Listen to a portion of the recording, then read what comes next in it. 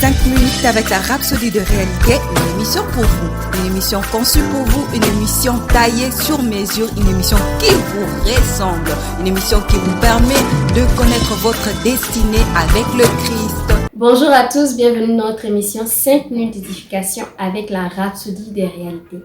Aujourd'hui, le lundi 25 novembre, notre pasteur nous édifie avec le thème « Le champignon de la paix ».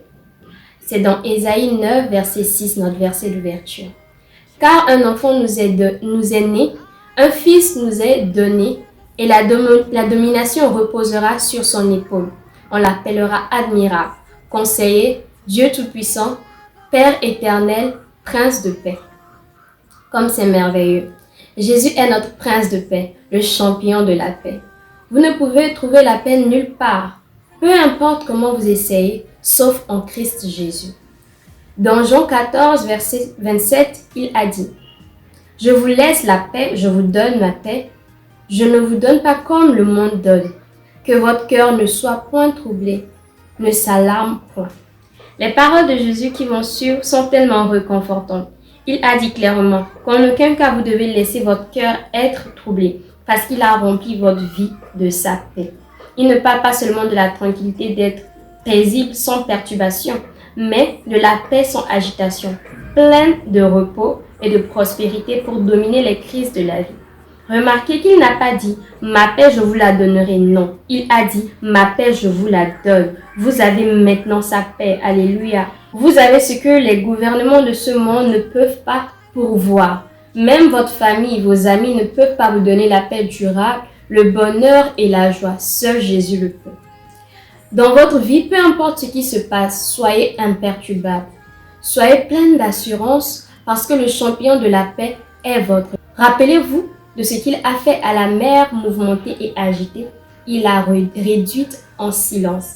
Il n'y a aucune crise dans votre vie qui ne soit au-delà de lui. Ne vous laissez pas troubler par ce qui se passe autour de vous. Vous avez la paix de Jésus dans votre cœur.